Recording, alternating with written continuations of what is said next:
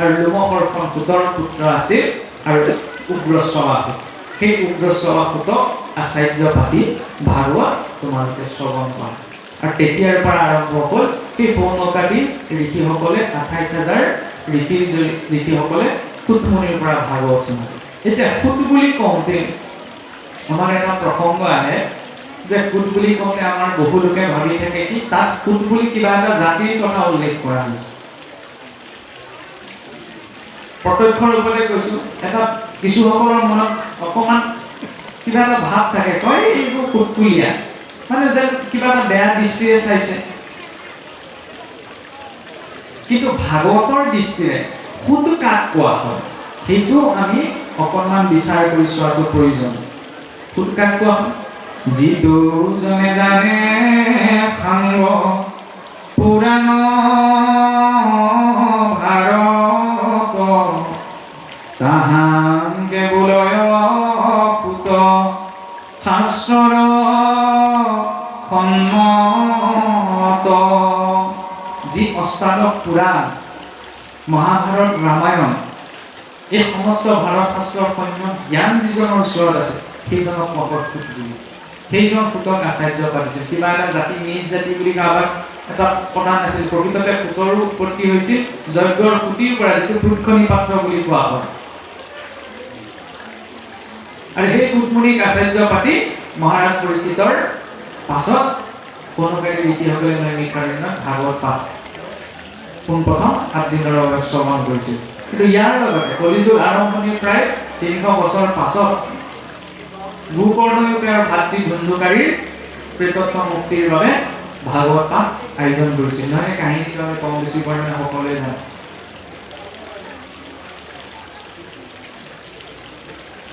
আত্মদেৱ নামৰ এজন ব্ৰাহ্মণ আছিল।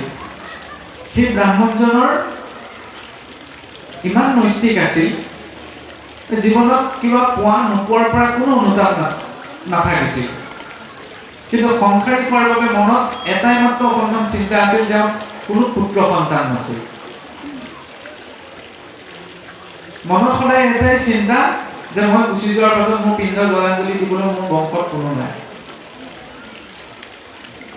আৰু এই চিন্তাতে এদিন তুংগভদ্ৰা নদীৰ পাৰত বহি থাকোঁতে কি হৈছিল, এজন ঋষিৰ আগমন ঘটিছিল। আৰু ঋষিজনে যেতিয়া এজন নৈষ্ঠিক বৈষ্ণৱক তেনেধৰণে চিন্তাত থকা দেখিলে, যেতিয়া চিন্তাৰ কাৰণ সুধিল, আত্মদেৱে ক'লে যে মোৰ একো চিন্তা নাই সংসাৰজনিত, খালি মনত এটাই অনুতাপ থাকি গ'ল যে মোৰ আজিলৈকে সন্তান এটি জন্ম নহ'ল। সংসাৰী হ'লে সেইটো চিন্তাই নহয়নে আগৰে পৰা আছে। আৰু যেতিয়া সেই ঋষি অকণমান চাই চিতি ক'লে বোলে কি ক'লে, আপোনাৰ দৰে নৈষ্ঠিক এজন বৈষ্ণৱে এনেধৰণৰ পুত্ৰ সন্তান বা সন্তানৰ পিছে দুখ কৰাটো উচিত নহয়। আৰু দৈৱ যোগ অনুসৰি আপোনাৰ সন্তানৰ যোগ নাই। এই বুলি ক'লে আত্মদেৱ আৰু ভাগি পৰিল।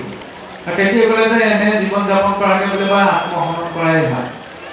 তেতিয়া এনেধৰণৰ ভাৱ প্ৰকাশ কৰিলে ঋষিজনে বহুত ভাবি চিন্তি জুলুঙাৰে পৰা বিশেষ এটি দিব্য ফল উলিয়াই পেলাই ক'লে যে এই ফলটি তুমি সভক্তিৰে তোমাৰ ভাৰ্যাক দিয়া গ'ল। ভগৱন্ত বিষ্ণুক বিশেষভাৱে বিশেষ সংকল্পৰে অৰ্চিত কৰা এইবিধ প্ৰসাদ। আৰু যদি ঈশ্বৰে কৃপা কৰে তেতিয়াহ'লে নিশ্চয় তোমাৰ এটি সন্তান জন্ম হ'ব। আত্মদেৱে নি পেলাই তেওঁৰ পত্নীক ফলটো দিলেগৈ। কাৰণ বৈষ্ণৱজনে বিশ্বাসত ল'লে যে ঈশ্বৰে পৰোক্ষভাৱে তেওঁৰ পত্নীক কৃপা পঠাইছে। আত্মদেৱ যিদৰে ঈশ্বৰৰ ইমান দৃঢ় বিশ্বাসী আছিল, তেওঁৰ পত্নী কিন্তু তাৰ বিপৰীত আছিল, ধুন্ধুলি। ধুন্ধুলি কেতিয়া আত্মদেৱে ফলটো দিলে, ধুন্ধুলিয়ে ভাবিলে কি মই যদি এই ফলটো খোৱাৰ পাছত কেনেবাকৈ গৰ্ভ পালন কৰিব লগা হয়, তেতিয়াহ'লে গৰ্ভ পালন কৰিলে নিজৰ মতে মই খাব নোৱাৰিম, নিজৰ মতে মই থাকিব নোৱাৰিম, প্ৰসৱ বেদনা সহিব লাগিব, ইমানখিনি কষ্ট মই সহিব নোৱাৰোঁ। স্বামীৰ আগততো নখাওঁ বুলি ক'ব নোৱাৰি, সেইকাৰণে ফলটি লৈ থ'লে। সেইদিনাই আগমন ঘটি তেওঁলোকৰ গৃহলৈ সেই ধুন্দুলিৰ ভনীয়েকৰ। ইতিমধ্যে ভনীয়েকৰ গৰ্ভাৱস্থা পালন কৰি আছিল।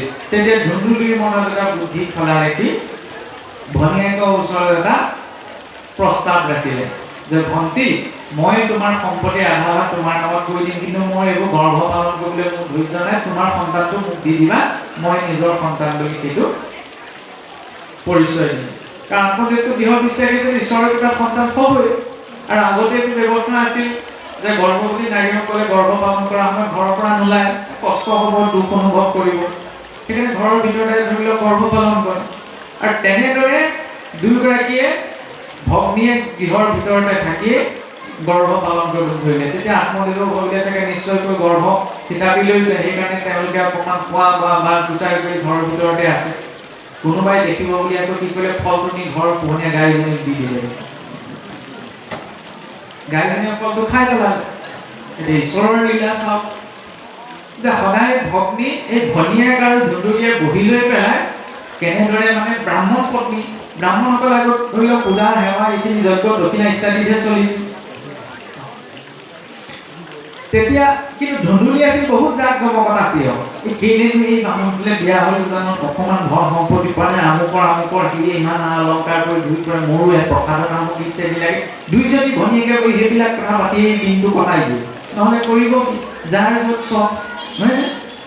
নিৰ্দিষ্ট সময়ত সন্তান জন্ম হ'ল, ভনীয়েকৰ সন্তানটোৱে নি পেলাই দিলেগৈ আত্মদেৱৰ হাতত তুলি সন্তান জন্ম। আত্মদেৱ কিমান আত্মহাৰ কৰি যে ঈশ্বৰৰ কৃপাত ঘৰখনত পুত্ৰ সন্তান এটি জন্ম হৈছে।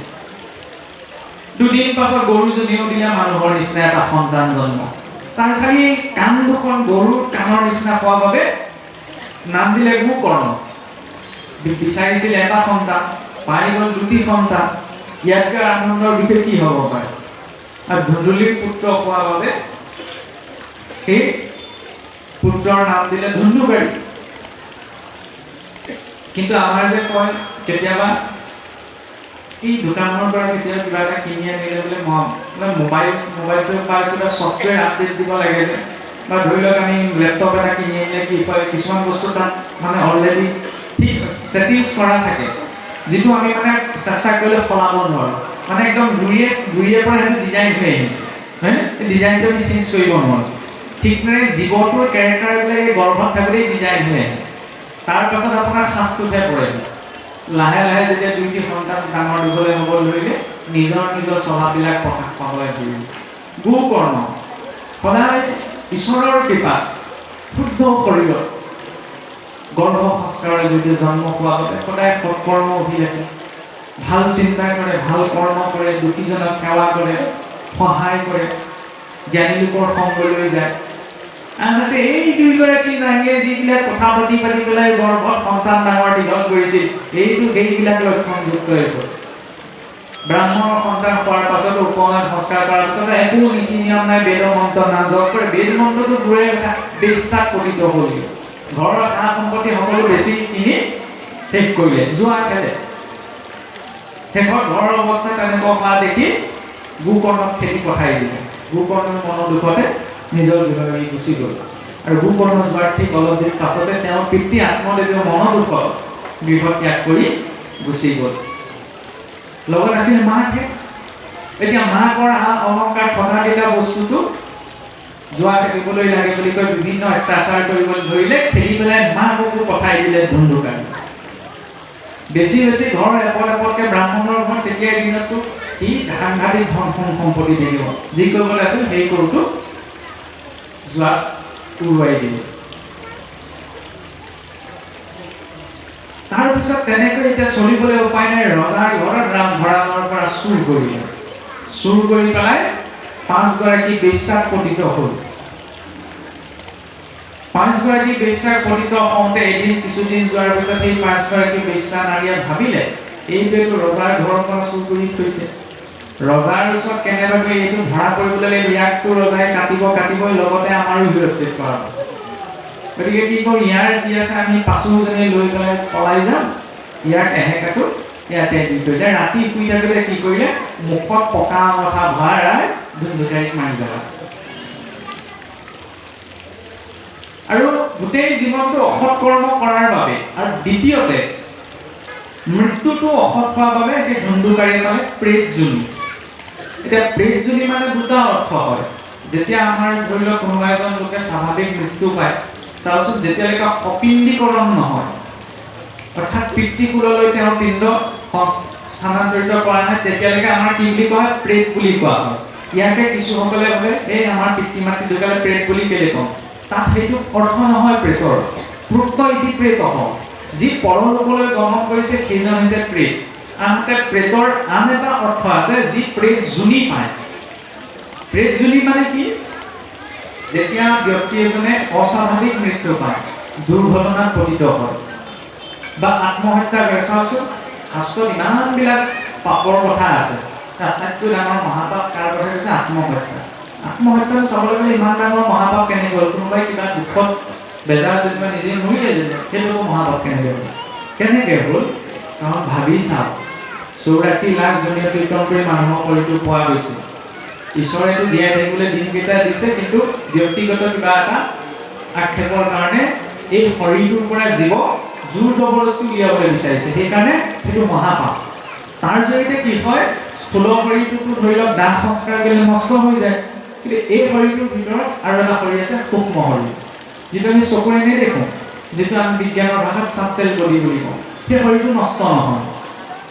আৰু অস্বাভাৱিক মৃত্যু পোৱাৰ বাবে প্ৰকৃতিয়ে সেই সূক্ষ্ম শৰীৰটো সহজে আন এটা শৰীৰত প্ৰৱেশ কৰিবলৈ নিদিয়ে।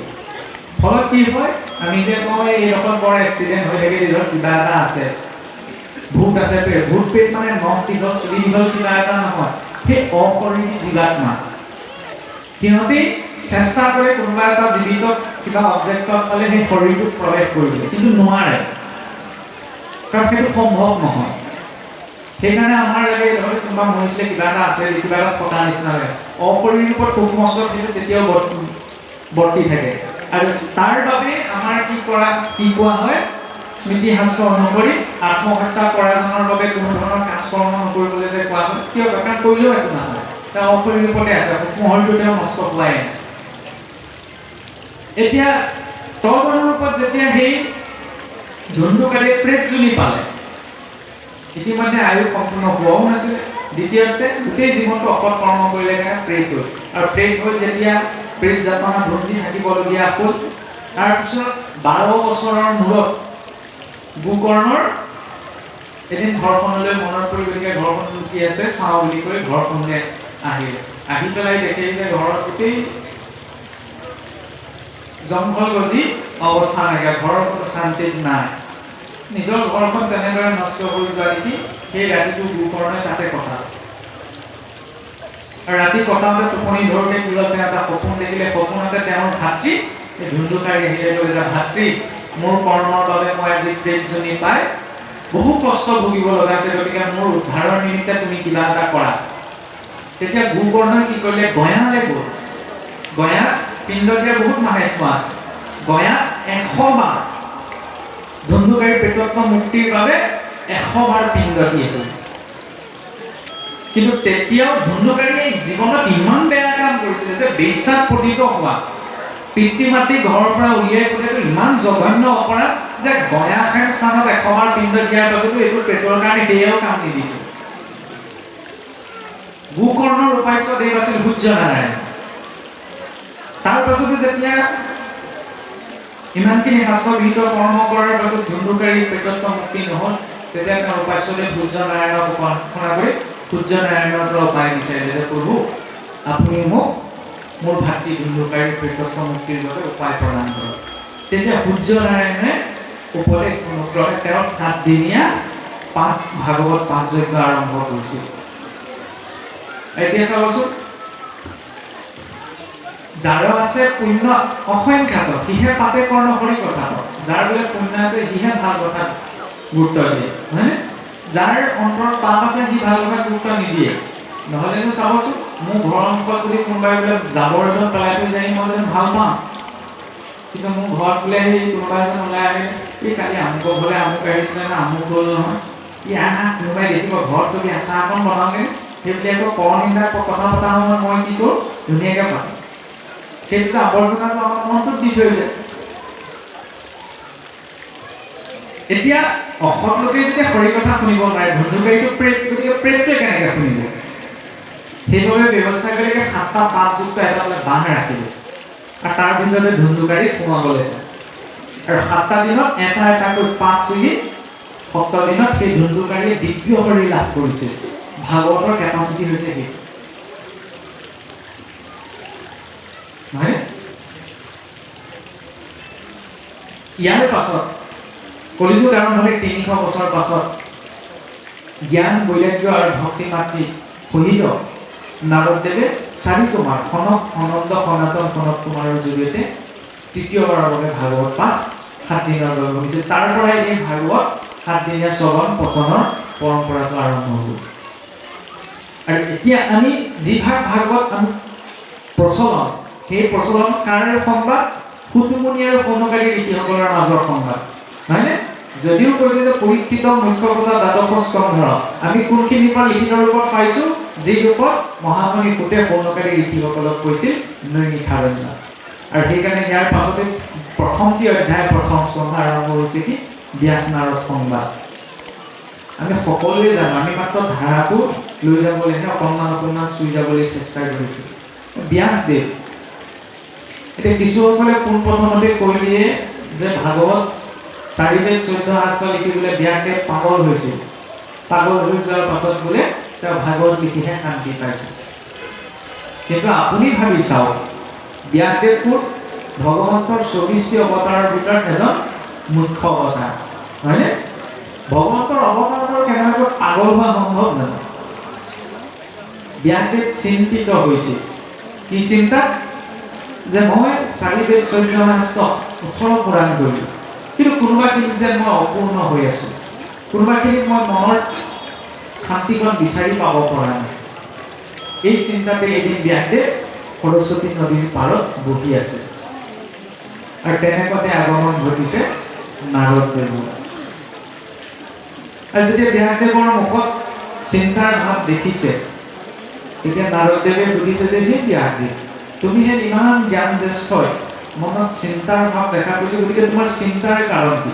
তেতিয়া ব্যাসদেৱে কৈছে যে সেই নাৰদদেৱ, মই ইমানখিনি ধৰ্ম কৰ্মৰ কথা বিস্তাৰ ৰূপত লিখিলোঁ, বেদৰ গুহ অৰ্থয়ো স্মৃতিশাস্ত্ৰসমূহৰ ৰূপত ইতিহাস মহাভাৰতৰ ৰূপত মই সমস্ত লোকৰ বোধগম্য হোৱাকৈ প্ৰকাশ কৰিলোঁ, কিন্তু ইমানখিনি কৰাৰ পাছত যেন মোৰ মনটোৱে তৃপ্তিটো পোৱা নাই, মোৰ মনটোৱে শান্তি পোৱা নাই। কাৰণ কি কোৱা হৈছে? আমি ধৰ্ম কৰ্মৰ নামত যিমানেই নকৰোঁ, যেতিয়ালৈকে পূৰ্ণ কৃষ্ণ ঈশ্বৰক পোৱা নহয় তেতিয়ালৈকে কোনো জীৱ তৃপ্ত হ'ব নোৱাৰে। সেইটো হৈছে দৰ্শন।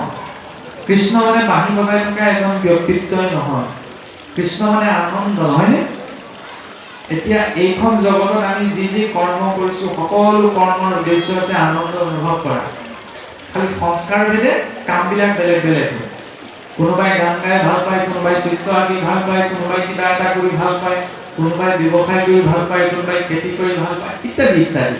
কিন্তু সকলোৰে উদ্দেশ্য কি? আনন্দটো অনুভৱ কৰাটো। সেইটোৱে আনন্দৰ কথাই নহয়। আজিকালি মানুহবোৰে টকা পইচা লাগে। টকা পইচা আমি কিয় অৰ্জন কৰোঁ? প্ৰয়োজনীয় নিজৰ প্ৰয়োজনীয় বস্তুখিনি গোটাই ল'ব লাগে। কিয় গোটাই লওঁ? তাক আমি উপভোগ কৰোঁ, ভোগ কৰোঁ। ভোগ কিয় কৰোঁ? আমি ভাবোঁ যে এইটো মই ভোগ কৰিলে, এই বস্তুটো মোক থাকিলে মই আনন্দ অনুভৱ কৰিম। কিন্তু জগতৰ আনন্দ আৰু আধ্যাত্মিক আনন্দৰ মাজত এটা পাৰ্থক্য আছে। জগতৰ আনন্দ কিবা এটা বিষয় পোৱাৰ পাছতে পোৱা দিনাৰ আনন্দ 6 মাহ বছৰিবলৈ একেই নাথাকে। কাৰোবাৰ ঘৰত যদি আজি সন্তান এটি বহু বছৰৰ মূৰত জন্ম হৈছে, জন্ম হোৱা দিনাৰ আনন্দ কিন্তু 6 মাহ বছৰিবলৈ একেই নাথাকে। 2-3 বছৰ আমাৰ নিচিনা বয়স পোৱালৈকে অতিকে নাথাকে। কোনোবাই গাড়ী এখন কিনিছে, কিনাৰ দিনাৰ আনন্দ 6 মাহ বছৰলৈ কাহানিও একেলগে নাথাকে। কোনোবাই বহুত ডাঙৰ চাকৰি এটা পাইছে, পোৱা দিনাৰ আনন্দ 1 বছৰ 2 বছৰলৈকে কেতিয়াও থকাটো সম্ভৱ নহয়। কাৰণ জগতৰ এইটো প্ৰকৃতি। ভৌতিক আনন্দ পোৱাৰ পাছত ক্ৰমাৎ পৰিমাণ কমি যায়, আৰু আধ্যাত্মিক আনন্দ পোৱাৰ পাছত ক্ৰমাৎ বাঢ়ি যায়। সেইকাৰণে নামষাৰ বুজি পাইছে নাপাইছে 5 কথা, কিন্তু যদি নামষাৰ সহযোগ কৰি গায় তেতিয়ালৈকে গাটো উঠি যায়। মাধুৰ্য কৰি থাকিলে কাৰোবাৰ গা উঠি যাব নি? নাযায়। আপোন নামৰ সংগ নচৰন্তৰি, যে নামকেই কৰি জানিষ্ট কৰি। মাধুৰ্য নামটোৰ মাধুৰ্যৰ বল শক্তি একো নাই। জীৱ আৰু নাম ভেদ, কিন্তু ঈশ্বৰৰ ক্ষেত্ৰত নাম আৰু নামীয় ভেদ। কৃষ্ণৰ যি ঐশ্বৰ্য, বল, শক্তি, প্ৰেম, কৰুণা, জ্ঞান, বৈৰাগ্য আছে, তেওঁৰ নামত সেইখিনি আছে। সেইকাৰণে আমি যে কেতিয়াবা কিছুমানে প্ৰশ্ন এটা কৰিলে ৰাম ডাঙৰ নে নাম ডাঙৰ? ৰাম ডাঙৰ নহয়, নাম ডাঙৰ। এই প্ৰশ্নটোৱেই ভুল। কেনেকৈ ভুল? কাৰণ নাম আৰু নামৰ মাজত কোনো ভেদেই নাই। যদি ভেদ কৰিছে তেতিয়া সেইটো বৰ ডাঙৰ অপৰাধ। কাৰণ ঈশ্বৰৰ নাম, ৰূপ, গুণ, লীলা, ধাম আৰু ভক্ত, এইকেইটাৰ মাজত ভেদ কৰাটো এটা ডাঙৰ অপৰাধ বুলি ভক্তি মাৰ্গত গণ্য কৰা হয়। সেই নামক আৰু সেই নামৰ শক্তি ইমান, আমি যদি ভৌতিক স্তৰতে যদি চাওঁ, কৃষ্ণ বা ৰাম নামটো কাৰোবাৰ নামো হ'ব পাৰে, বোলে কৃষ্ণ শইকীয়া, কৃষ্ণ গগৈ, কৃষ্ণ শৰ্মা, নহয় বা ৰাম গগৈ, ৰাম শৰ্মা ইত্যাদি ইত্যাদি। কিন্তু সেই একেটা নামকে যদি আমি বৈষ্ণৱ মাৰ্গত যদি ব্যৱহাৰ কৰোঁ, যেনেকৈ মাৰোৱাৰীসকলে কয় ৰাম নাম, আমি কওঁ কৃষ্ণ কৃষ্ণ, নহয়? এবাৰ উচ্চাৰণ কৰিলে সেইটো কাৰোবাৰ নামো হ'ল, দুবাৰ উচ্চাৰণ কৰিলে আমাৰ বাবে সমাগম হৈ পৰিল কাৰোবাৰ সৈতে জন্ম। এতিয়া সমাগমৰ ক্ষেত্ৰত চাওকচোন, আমি ভগৱন্তৰ নামটো ভাবি থাকোঁ কি ভগৱন্তৰ সমাজলৈ গ'লেহে উচ্চাৰণ কৰা শব্দ। সেইকাৰণে আমি দৰ্শনৰ আগত কৃষ্ণ বুলি ক'বলৈ লাজ কৰোঁ। ভগৱতৰ সমাজতে কওঁ, কাহানি বা মিটিং কুটুমতে কথা পাতোতে কৈ পাইছেনে কৃষ্ণ ভালে আছনে, কৃষ্ণ ভালে আছানে? আমি ভাবোঁ কি ভাবিব, 10জনৰ আগত মই বেয়া মাতটো মাতিবলৈ লাজ নকৰোঁ, কি ভাবিব সেইটো ভাবি নাচাওঁ, ঈশ্বৰৰ নামটো ক'বলৈ হ'লে মই ভাবি থাকোঁ মোৰ লাজ অনুভৱ কৰোঁ। তেতিয়াহ'লে সেইটো অন্তৰত ভাবলে আমি ভক্তি মাৰ্গত আগবাঢ়িব পাৰিমনে? মুঠিও নোৱাৰোঁ। সেইকাৰণে দৃষ্টিটো সলনি কৰিব লাগিব। কৃষ্ণ মানে এই ভগৱতৰ সমাজত কেৱল নাম লোৱা সময়তে উচ্চাৰণ কৰা এটি শব্দ নহয়। চাওকচোন, প্ৰথমতে কাৰোবাৰ নামো হৈছিল, দ্বিতীয়বাৰ দুবাৰ উচ্চাৰণ কৰাৰ লগে লগে এজন ব্যক্তিয়ে আন এজনক জনোৱা সম্ভাষণো হৈ পৰে। চাওকচোন সংস্কৃতিটো, আমি সম্ভাষণ জনোৱা ওচৰৰ সম্বোধনৰ জৰিয়তে। কম ডাঙৰ কথা, আমাৰ এখন হাতেৰে প্ৰণাম কৰাৰ নিয়ম নাই। এখন হাতেৰে বোলে প্ৰণাম কৰিলে পুণ্য নাশ হয়। পঞ্চ কৰ্মেন্দ্ৰিয়, পঞ্চ জ্ঞানেন্দ্ৰিয় এক কৰি এই হৃদয়ৰ কৃষ্ণই আনজনৰ হৃদয়ৰ কৃষ্ণক সেৱা জনাইছে। ইমান সুন্দৰ দৰ্শন। 3বাৰ উচ্চাৰণ কৰাৰ লগে লগে কাৰোবাৰ প্ৰতি প্ৰকাশ কৰা সেইটো সমবেদনাও কৰিব পাৰে। যেনেকৈ আমি কওঁ ৰাম ৰাম ৰাম, বৰ বেয়া কথা ঘটিল দেই, ৰাম ৰাম ৰাম, আমি এইটো কাম কৰিব নালাগিছিল দেই। নাম একেটা, এবাৰ উচ্চাৰণ কৰিলে কাৰোবাৰ নাম হৈছে, দুবাৰ উচ্চাৰণ কৰিলে আমাৰ বাবে সম্ভাষণ হৈছে, 3বাৰ উচ্চাৰণ কৰিলে আমাৰ বাবে হৈ পৰে কাৰোবাৰ প্ৰতি প্ৰকাশ কৰা সমবেদনা। সেই নামকে যদি বাৰে বাৰে উচ্চাৰণ কৰোঁ, সেয়া হৈছে কীৰ্তন, নহয়নে? আৰু সেই কীৰ্তন যদি নিৰন্তৰ জীৱনত থাকে, সেইটো হৈছে সাধনা। সেই সাধনাই জীৱনটোলৈ কেনে সিদ্ধি আনে, আৰু সেই সিদ্ধিয়ে পথ প্ৰশস্ত কৰে মুক্তি। যেতিয়ালৈকে ৰাম কৃষ্ণ নাম, ভগৱন্তৰ সহস্ৰ নাম আছে, যিজন ব্যক্তিৰ প্ৰীতি যি নামৰ সৈতে হৈছে, কিন্তু ৰামকৃষ্ণ নামৰ মহিমা সৰ্বাধিক প্ৰকাশ কৰা হৈছে কাৰণে বাৰে বাৰে ৰামকৃষ্ণ নামৰ কথা কৈছে। ভাগৱতৰ এতিয়া প্ৰতিটো অধ্যায় শেষত চাবচোন, আগত পাঠকীজনে গাই গ'ল নহয়নে? শেষত যে কয় ডাকি বোলা ৰাম ৰাম, সামাজিক লোকে ডাকি বোলা ৰাম ৰাম, আগৰখিনি মই গালোঁ, মোৰ দায়িত্ব আছে। এতিয়া ঠেলি দিলে সামাজিক লোকলে, ৰাম নাম লোৱা দায়িত্ব কাৰ? এতিয়া উপস্থিত লোকসকলৰ। আমি ভাবোঁ কি সিমানতে ইয়াৰ আজৰি নহয়, সেইখিনিত আমি আৰম্ভণি, আমাৰ আৰম্ভণি, বক্তাৰ শেষ, শ্ৰোতাৰ আৰম্ভণি। এতিয়া সেই কৃষ্ণক পূৰ্ণৰূপত ব্যাসদেৱে জানিব পৰা নাছিল কাৰণে সেইখিনি সময়ত অতৃপ্তৰ এটা ভাৱনা প্ৰকাশ পাইছিল। আৰু যেতিয়া নাৰদদেৱে সুযোগটো বিচাৰিয়ে আহিছিল, ব্যাসদেৱে ইমানখিনি ধৰ্ম কৰ্ম কথা লিখিলে, ভগৱান কৃষ্ণৰ গুণলীলা বিস্তাৰ ৰূপত বহু ইমান বৰ্ণনা নকৰিলে, তেতিয়া নাৰদদেৱে পোনপ্ৰথমতেই কৈ দিলে নহয়, নাৰদবদতি শুনা মহামুনি ব্যাস, তুমি হে কৰিলা কৰে জগত কেনাশ। সেই ব্যাসে তুমি গোটেই জগতখন নাশ কৰিলা। যেনেকৈ মাক দেউতাকে কিবা ল'ৰা ছোৱালীক গালি দিয়ে, আমিতো সেইবোৰ গালি খাই ডাঙৰ হয়, এই খাই দিলা ইয়াতে গোটেইখন। নাৰদেৱক ব্যাসদেৱক অকণমান অভিনন্দন কৰিছে, এই ব্যাসে তুমি গোটেই জগতখন বোলে নাশ কৰিলা। তাৰ অৰ্থ এইটো নহয় যে ব্যাসদেৱে অধৰ্ম কৰি নাশ কৰিলে, অভিনন্দন প্ৰকাশ কৰিছে। কিয়? কাৰণ তুমি ধৰ্ম কৰ্ম ভিন্ন সকামী উদ্দেশ্যৰ কথা বিস্তাৰ ৰূপত বৰ্ণনা কৰিলা, ঠিক আছে। তামসিক কৰ্ম আচৰণ কৰি যদি কোনোবাই পুণ্য আচৰণ যদি কৰি পেলাই স্বৰ্গও যদি পায়, ঠিক আছে, কোনোবাই যেনিবা স্বৰ্গও পালেগৈ, স্বৰ্গ পোৱাৰ পিছত কি হ'ব? স্বভাৱে লম্পট বিক যত অনুৰাগ স্বৰ্গ পাইব বুলি ৰংগে কাতে সঁচাগ কৰে নানা হিংসা ধৰ্ম নানা দেৱ পূজ পুণ্য ক্ষয় ভৈলে দুনাই নৰক মানুহবিলাকে স্বভাৱে লম্পট বিষয়ত অনুৰাগ কাৰণ জন্মটো হৈছে বিষয়ত লাগি নহ'লেনো চাওকচোন সন্তানটি জন্ম হৈছে মাতৃগৰাকীয়ে দুগ্ধপান দিছে তাৰ চেতনা বুদ্ধি একো বিকাশ পোৱা নাই মাতৃগৰাকীৰ ৩১ স্তনত যদি মুখখন থাকে ৩৮ স্তনত শিশুটিৰ হাতখন থাকে সেইখিনিতো নিজৰ শৰীৰটোৰ চিন্তা নহয়নে কাৰণ আমি বিষয়ক লাগিয়েই জন্ম গ্ৰহণ কৰিছোঁ আৰু অন্তিম সময়তো নিজৰ বিষয়ে চিন্তা হ'ব নোৱাৰে কিন্তু নিজৰ পুত্ৰ পৰিবাৰৰ বিষয়ে চিন্তাটো অন্তিম সময়তো মানুহৰ সাধাৰণতে থাকেই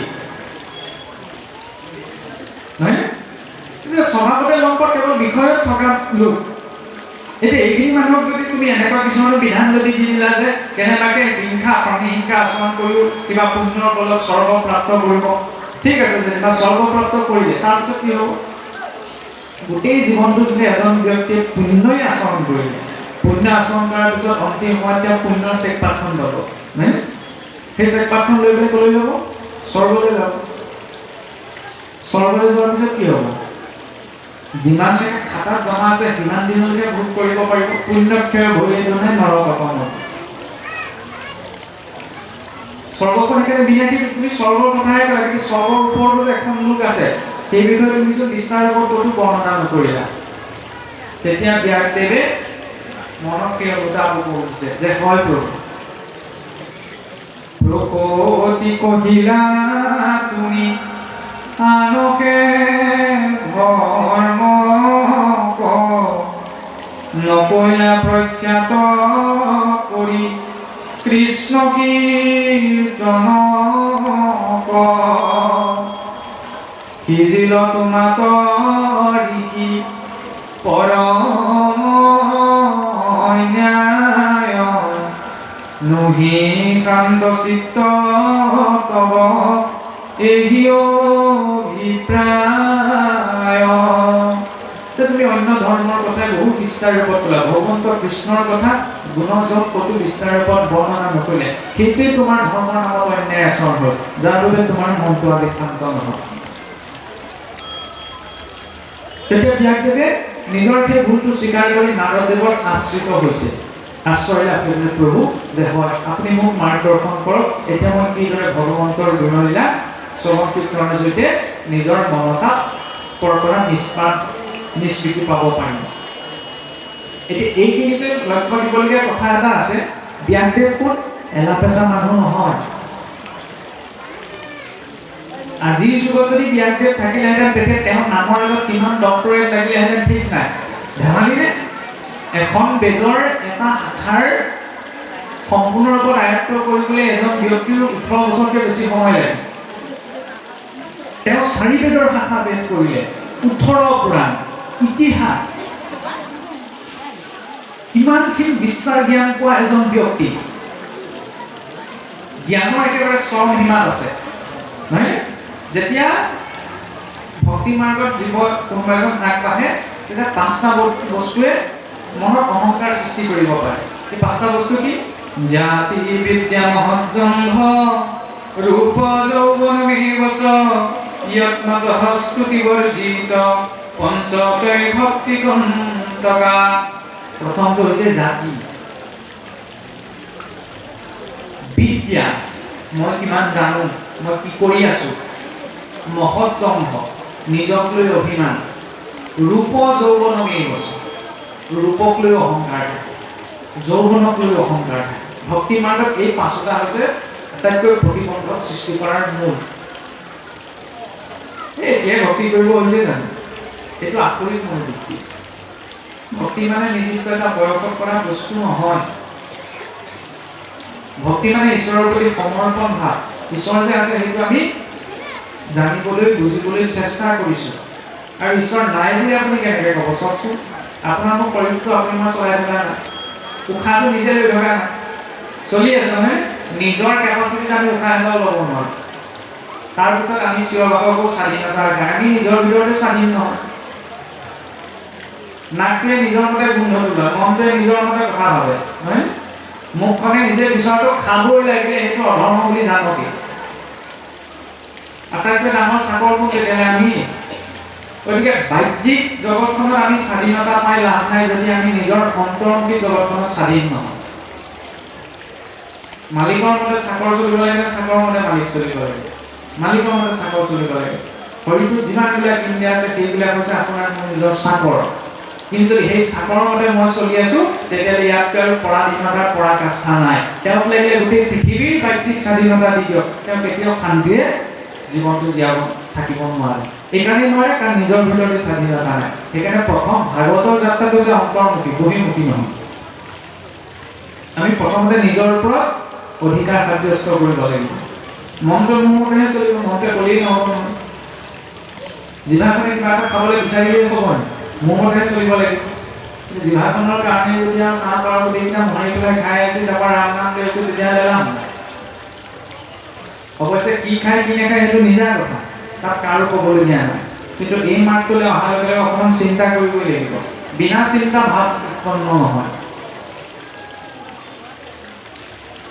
এতিয়া চাওক বিদ্যা জ্ঞানৰ ক্ষেত্ৰত ব্যাসদেৱ আটাইতকৈ স্বমহিমা আছে ব্যাসদেৱে ক'বলৈ আপুনি কি কথা ক'বলৈ আহিছে মই ইমানখিনি কৰিলোঁ আপুনি কেইখন গ্ৰন্থ লিখিলে চাওক আপুনি কিমান আশাবাদী কৰিলে চব ময়ে কৰিলোঁ আকৌ আপুনি মোক ভুল ধৰিবলৈ আহিছে মই কেতিয়াও মানি নলওঁ জ্ঞানৰ স্বমহিমা থাকি ব্যাসদেৱে সেই জাতি বিদ্যা জ্ঞানৰ অভিমান ত্যাগ কৰিছে আৰু নাৰদদেৱত আশ্ৰিত হৈছে সেইকাৰণে ভাগৱতৰ মাজত প্ৰথম জিজ্ঞাসা লোৱাৰ পাছত আশ্ৰয় গ্ৰহণ আৰু আশ্ৰয় গ্ৰহণৰ অন্য এটা ৰূপ হৈছে শৰণ শৰণ মানে কি যিদৰে আমি ৰ'দ বতাহ বৰষুণৰ পৰা ৰক্ষা পাবলৈ ঘৰটো বনাওঁ ঠিক তেনেদৰে জীৱক সকলো সময়তে আমাৰ লগত পিতৃ মাতৃ গুৰু ভাতৃ কোনো থকাটো সম্ভৱ নহয় ঈশ্বৰহে থকাটো সম্ভৱ সেইকাৰণে ঈশ্বৰৰ সৈতে সম্পৰ্ক গোটৰ মাধ্যমটো হৈছে শৰণ ঈশ্বৰত আশ্ৰিত হ'ল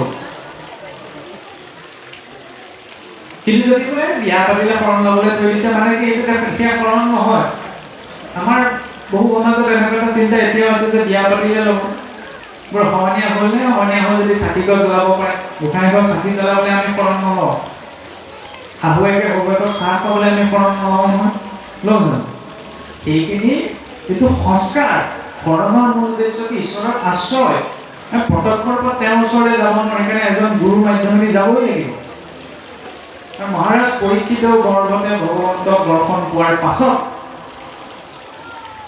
যেতিয়ালৈকে শুকদেৱৰ দৰে এজন গুৰুৰ আশ্ৰয়লৈ যোৱা নাই তেওঁ কিন্তু ভাগৱত পোৱা নাই ভগৱন্ত জগতৰ ঈশ্বৰৰ লগতে আছে অৰ্জুনৰ কিন্তু যেতিয়ালৈকে গুৰুৰ পথ বৰণ কৰা নাই তেতিয়ালৈকে কিন্তু অৰ্জুনে মাৰ্গদৰ্শন পোৱা নাই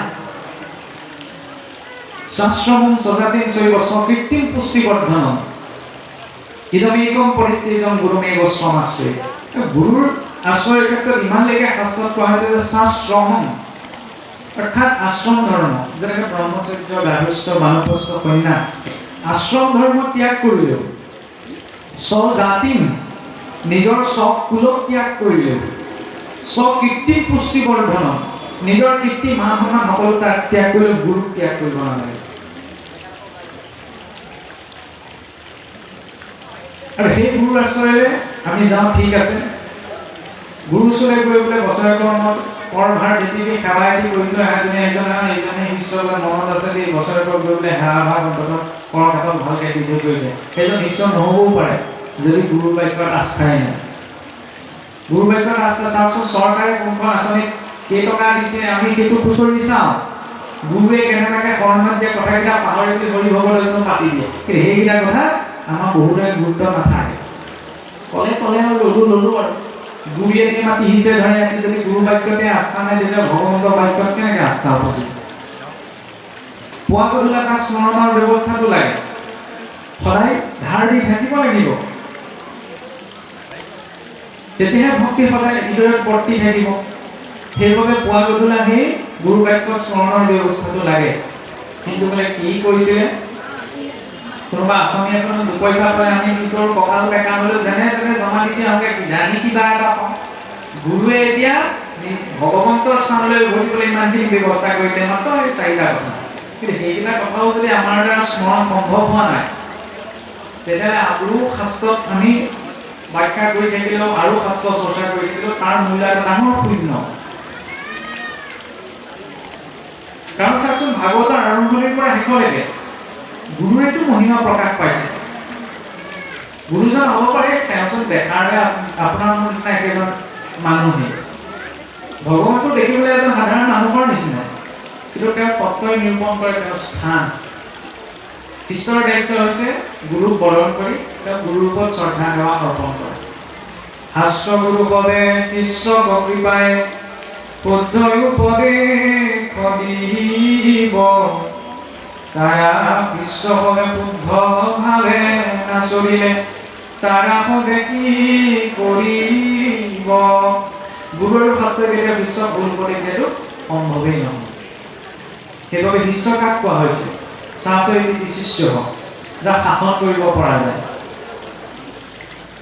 কিন্তু যি শাসনত নাই, গুৰুৱে কৈছে এফালে কৰিছে এফালে, তেতিয়াহ'লে তেওঁ বিশ্ব বুলি কোৱাৰ মৰ্যাদাটো তেওঁৰ ভিতৰত বৰ্তি নাথাকে। সেইবাবে প্ৰথম জিজ্ঞাসালৈ এজন শাস্ত্ৰ অনুবৰ্তী গুৰুৰ আশ্ৰয়লৈ যোৱাটো প্ৰয়োজন, যিটো আমি ব্যাস নাৰদদেৱৰ সংবাদৰ জৰিয়তে বুজিব পাৰোঁ যে জ্ঞানৰ চৰমসীমাত থকা ব্যাসদেৱেও পোনপ্ৰথম নাৰদদেৱত আশ্ৰিত হৈছে। ইয়াৰ পাছতে প্ৰসংগ আহে নাৰদদেৱৰ উপৰি জন্মৰ কথা। কিয় ক'লে যে সেই ব্যাসদেৱ ভগৱন্তক আচৰণ কৰা ভাগৱত ধৰ্মৰ মহিমা ইমান প্ৰভাৱটো বিস্তাৰ যে এই জন্মতে মই সেইটো কোৱা নাই যে পৰজন্মতো তাৰ প্ৰভাৱে মোক স্পৰ্শ কৰিছে। তাৰ বাবে বোলে মোৰ নিজৰে পূৰ্বজন্মৰ কথা শুনা। কি ঘটিছিল? পূৰ্বজন্মত সেই নাৰদদেৱ এজন ব্ৰাহ্মণৰ ঘৰত কাম কৰা এগৰাকী মহিলাৰ পুত্ৰ আছিল। আৰু এদিন বাৰিষা কালত সেই ব্ৰাহ্মণ বৈষ্ণৱজনৰ ঘৰলৈ 4জন বৈষ্ণৱ সন্যাসীৰ আগমন ঘটিছিল। মাকে যেতিয়া গৃহস্থৰ আল পৈচান ধৰে, তেতিয়া সেই দাসী পুত্ৰ নাৰদৰ ওচৰতে গৈ তেওঁলোকে কি পাতে তাকে একান্তমনে শুনি থাকে। আৰু সেই বৈষ্ণৱ কেইজনে যেতিয়া সদায় হৰি কথা হৰি গুণলীলা শ্ৰৱণ কীৰ্তন কৰে, তেতিয়া শুনোতে শুনোতে নাৰদদেৱৰ কি হৈছিল? গুচাইলে মনৰ সন্তৰ সংগতি, কৃষ্ণ হেন দেৱত পৰিল মূৰমতি।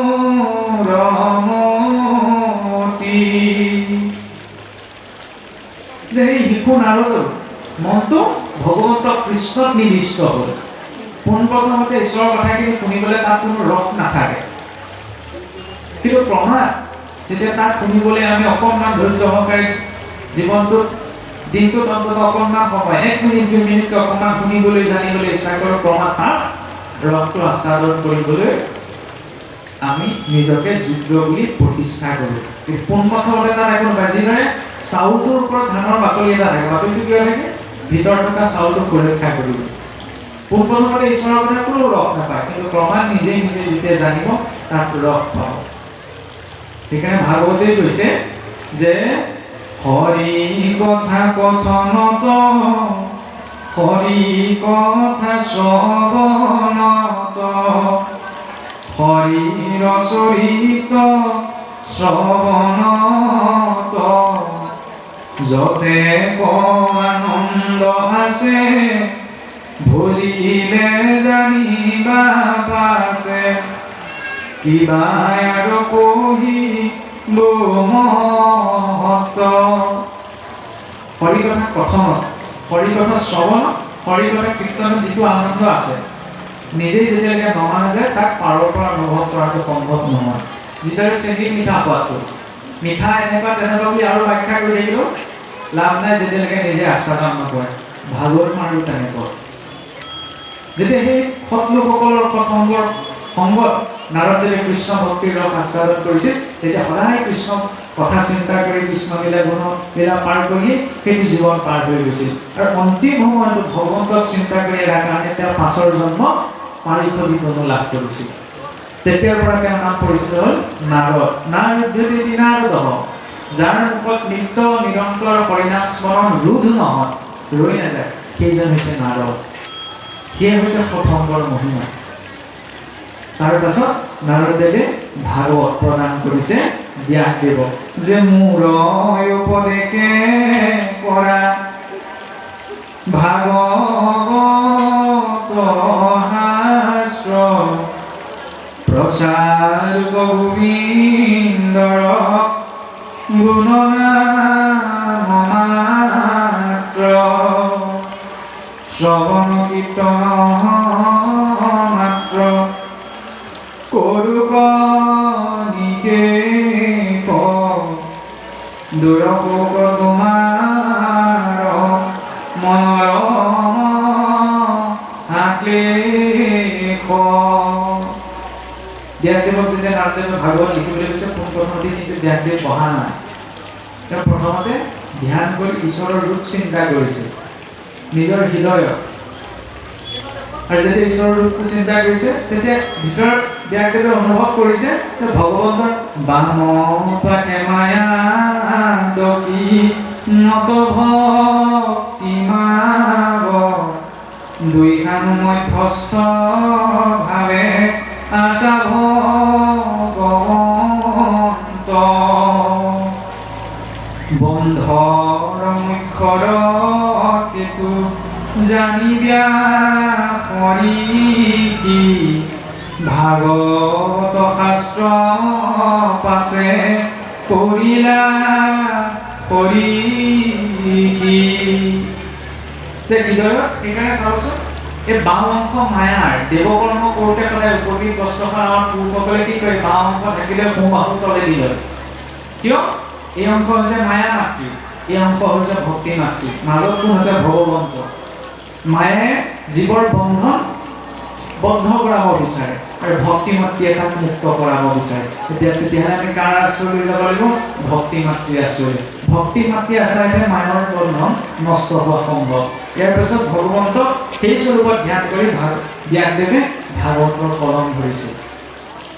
ভাগৱত দেখিবলৈ ইমান ডাঙৰ এখন গ্ৰন্থ, কিন্তু নাৰদদেৱে এটা শাৰীতে কিহৰ কথা ক'লে? শ্ৰৱণ কীৰ্তন মাত্ৰ কৰোঁ নিষেধ দুৰশোক তোমাৰ মনৰ মহাক্লেশ। শ্ৰৱণ মানে হৈছে আমি যদি পোনপ্ৰথমতে কওঁ কাণেৰে শুনা, কীৰ্তন মানে কিবা এটা কোৱা বা গোৱা। কিবা এটা শুনিলেই বা কিবা এটা গালেই দিলে ইমান শক্তি কেনেকৈ আছে? জীৱৰ সকলো বন্ধন, যিবিলাক বন্ধন ঋষিমুনিসকলে বহু শত সহস্ৰ বছৰ তপ জাপ যজ্ঞ কৰিও নষ্ট কৰিব নোৱাৰি, সেইবিলাক বোলে মায়াৰ বন্ধন কেৱল শ্ৰৱণ কীৰ্তনৰ জৰিয়তে সম্ভৱ হৈ যায়। এতিয়া শ্ৰৱণ মানে কি? কেৱল শুনিব লাগিব। ভাল কথা মানে এইটো নহয় যে কেৱল হৰিনামে, কাৰোবাৰ হিন্দী গান এটা শুনিও ভাল লাগিব পাৰে, অসমীয়া ৰোমান্টিক গীত এটা শুনিও কাৰোবাৰ ভাল লাগিব পাৰে। সেইবিলাক শুনি থাকিলে, সেইবিলাক শ্ৰৱণ কৰি থাকিলেও কি কাম হ'ব নি? নহয়। কিয় নহয়? কাৰণ জৰুৰী নহয় যে সকলোৱে আপোনাৰ দিহানামটো বা কীৰ্তন শুনিয়ে ভাল পাব। ভগৱন্তৰ নামৰ ব্যতিৰেকে যত যিমান সংগীত বা যিমানবিলাক গীত আছে সকলো হৈছে ভৌতিকতাবাদী, নহয়?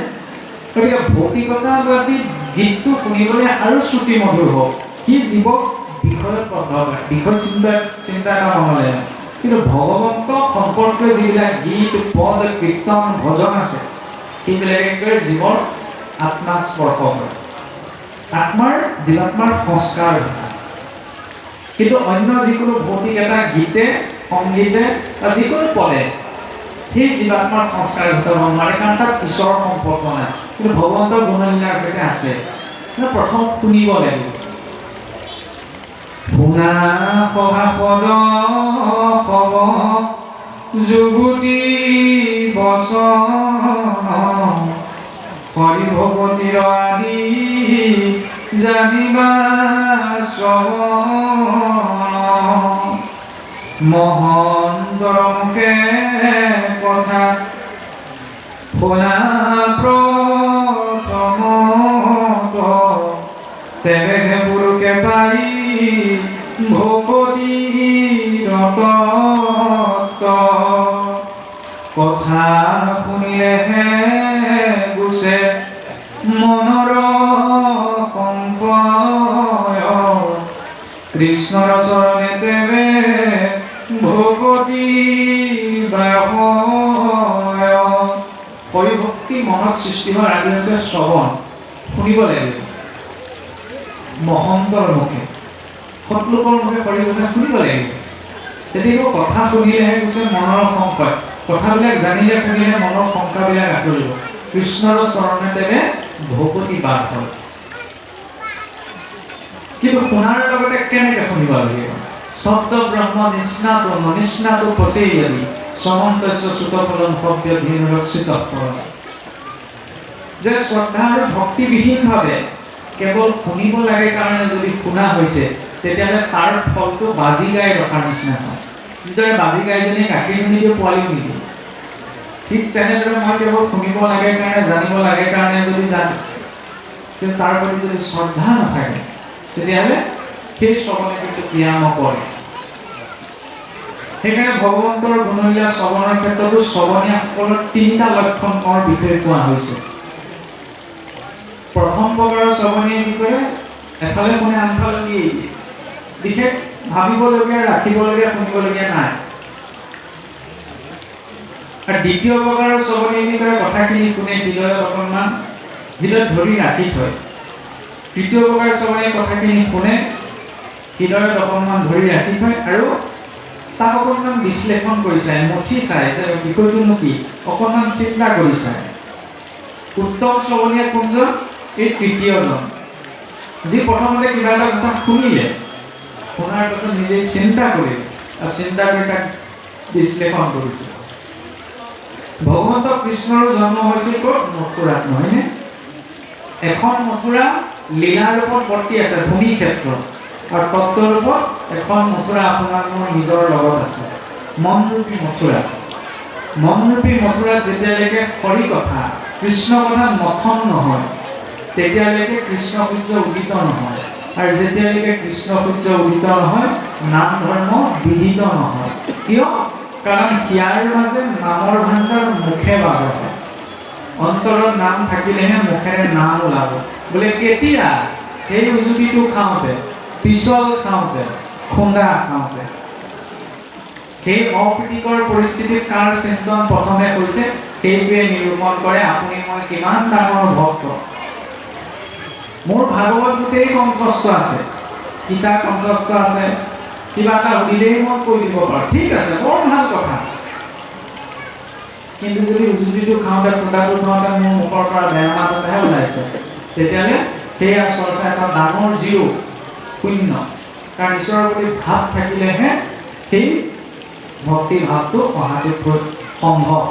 কাৰণ আদৌ শ্ৰদ্ধা ততোস্থ সজ্জন সংগত নিয়ত অনৰ্থ নিবৃত্তিম ততো সত্তা নিষ্ঠা দুচিৰুচ্যতে অথা আসক্তিস্ততো প্ৰেমাদ্ভুতং সতি ভক্ত্যা নামাং তদুৰ্ভাৱে ততক্ৰমঃ।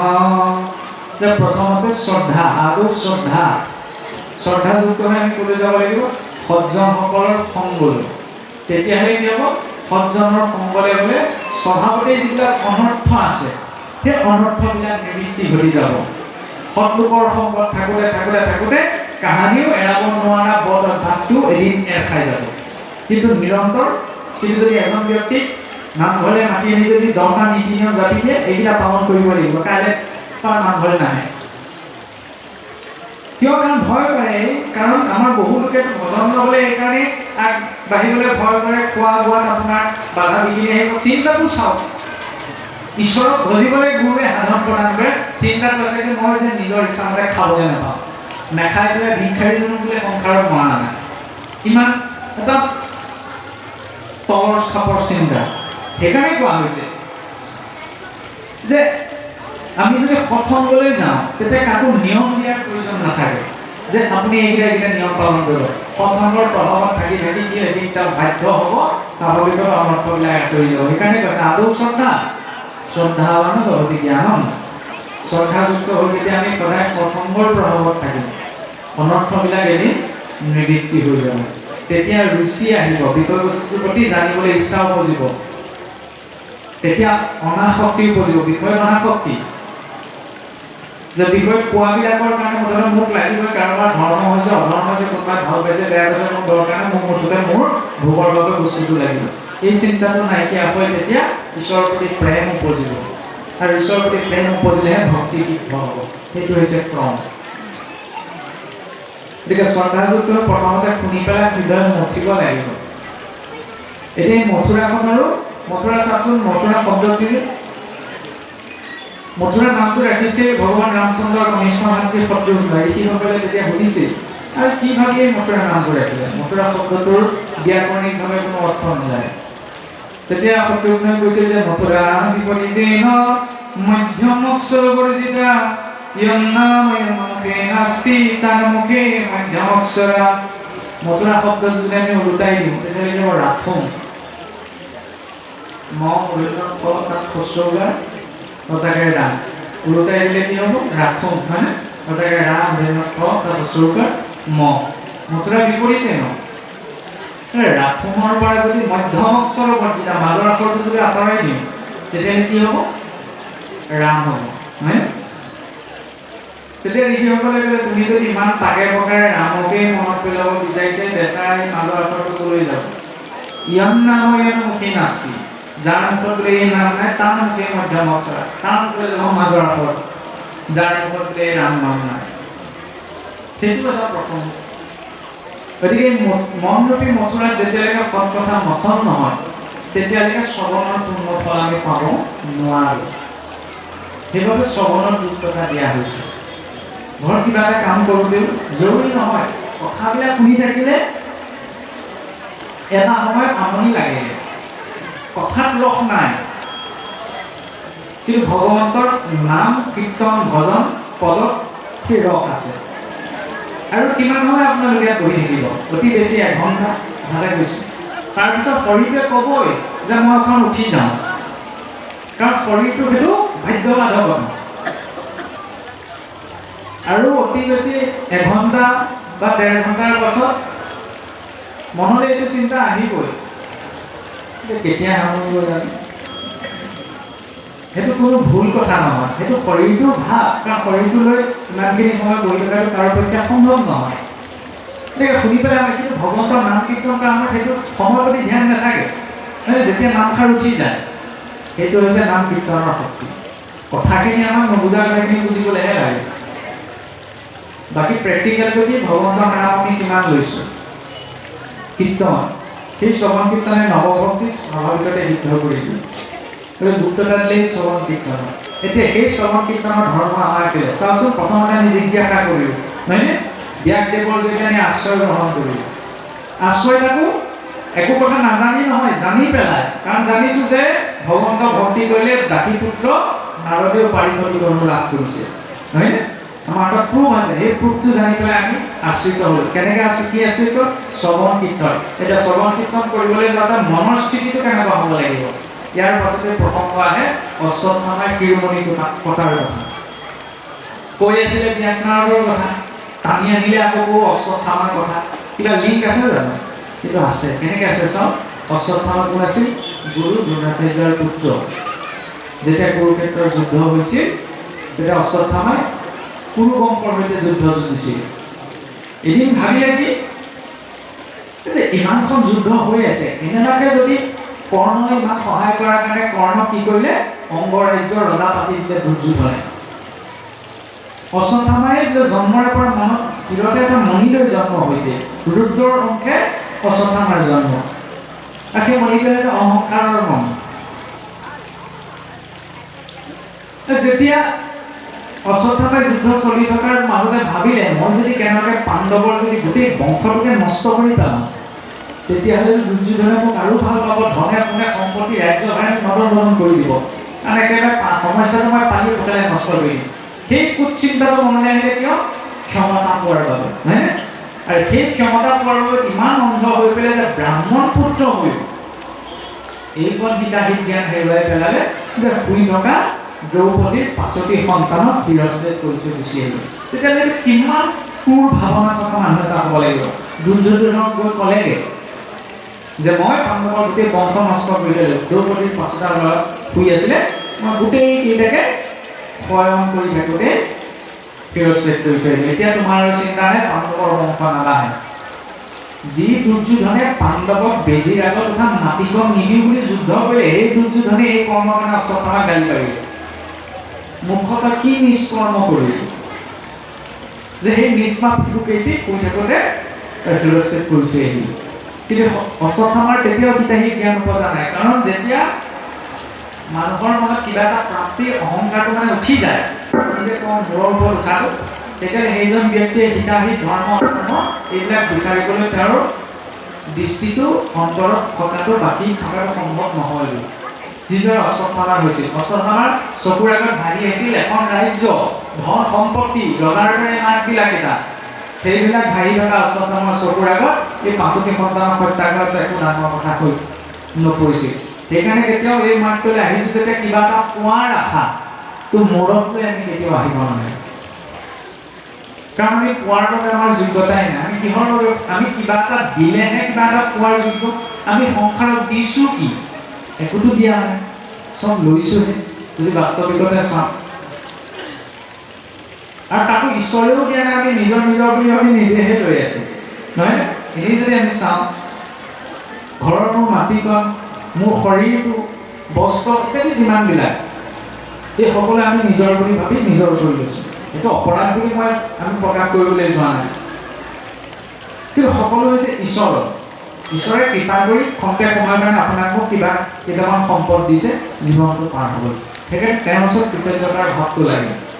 কিন্তু যদি কেৱল পোৱাৰ ভাৱনাটো লৈ আমি জীৱনত কিবা এটা কাম কৰোঁ, তেতিয়া তেওঁ অশ্বত্থামাৰ দৰে অন্ধ হৈ পৰে। আৰু তেনে এজন ব্যক্তিয়ে যিকোনো এটা অধৰ্ম কৰিলে কুণ্ঠাবোধ নকৰে। আৰু ইতিমধ্যে যেতিয়া দ্ৰৌপদীৰ 5টি পুত্ৰ শিৰচ্ছেদ কৰা বুলি খবৰ পালে, তেতিয়া পঞ্চপাণ্ডৱ ক্ৰোধত অগ্নিশৰ্মা অৰ্জুনে প্ৰতিজ্ঞা কৰিলে, যেতিয়ালৈ যে অশ্বত্থামাক ধৰি আনি তোমাৰ দ্ৰৌপদীক ক'লে তোমাৰ চৰণত পেলাই নিদিওঁ মই, আৰু তুমি নিজৰ চৰণে তাৰ শিৰত যেতিয়ালৈকে পদাঘাত নকৰা, তেতিয়ালৈকে মই শান্তি নাপাওঁ। স্বাভাৱিক কথা, খং উঠিবই। কাৰণ নিষ্পাপ 5টি সন্তানক অশ্বত্থামাই শিৰচ্ছেদ কৰি থৈ গুচি গ'ল। আৰু পঞ্চপাণ্ডৱটো মাতৃগৰাকীৰ অৱস্থা কি হ'ব ভাবি চাওকচোন। সেইটো আমি কল্পনাও কৰিব নোৱাৰোঁ। নিজৰ ল'ৰা ছোৱালী সামান্য বেমাৰ এটা হ'লে পিতৃ মাতৃ কিমান চিন্তিত হ'ব।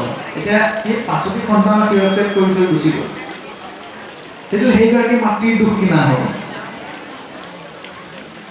আৰু ইয়াৰ পাছত কথা পাতি অৰ্জুনে ভগৱন্ত কৃষ্ণ হৈ অশ্বত্থামাক ধৰি আনি কি কৰিলে, দ্ৰৌপদীৰ চৰণত বান্ধি পেলাই দিলে। এতিয়া চাওক, সেই কাহিনীটোৰ জৰিয়তে দুটা প্ৰয়োজনীয় ভাৱ আছে। প্ৰথম, আমি গুৰুৰ আশ্ৰয় গ্ৰহণ কৰিলোঁ, ঠিক আছে। আশ্ৰয় গ্ৰহণ কৰাৰ পাছত কিন্তু আমাৰ কিবা এটা পোৱাৰ ভাৱনাটো আমি ত্যাগ কৰিব লাগিব। তো সামান্যতম কিবা এটা পোৱাৰ ভাৱনা যদি মন মগজুত আছে, তেতিয়া সি আমাক কিবা এটা অধৰ্ম কৰাব। অশ্বত্থামাৰ দৰে গতিকে আমি সেই অহংকাৰৰ চৰম উদাহৰণ হৈছে অশ্বত্থামা। ক্ষমতা প্ৰাপ্তিৰ বাবে অন্ধ হোৱা আটাইতকৈ চৰম উদাহৰণ হৈছে অশ্বত্থামা। তেনেকুৱা যাতে পৰিস্থিতি সৃষ্টি নহয়, সেইবাবে পোনপ্ৰথমতে তাৰ পৰা সতৰ্ক। আৰু দ্বিতীয়তে মনৰ ভাৱটো কি হ'ব লাগিব, আই দ্ৰৌপদীৰ জৰিয়তে দেখুৱাইছে। চাওকচোন, যেতিয়া অৰ্জুনে ধৰি বান্ধি দি সেই অশ্বত্থামাক দ্ৰৌপদীৰ চৰণত পেলাই দিলে, তেতিয়াহ'লে কি কৰিব লাগিছিল দ্ৰৌপদী কৰিলে কি? হিৰামিত পুত্ৰক স্মৰিয়া কান্দন্তে আসন্ত দ্ৰৌপদী গৌতমী পুত্ৰৰ অৱস্থা দেখিয়া অন্তৰিক্ষ ভৈলাজী হাহাকাৰ কৰি গুৰুৰ পুত্ৰৰ প্ৰণামিলা পাও চুই মেলা বান্ধ ইহান দুখে অধিকে উধাই জুই মই যেন মৰো পুৰী পুত্ৰ ভোকে অগণি হিয়াদ ইহানয় অৱস্থা দেখি গে হিমতে গৌতমী তেজি বেজি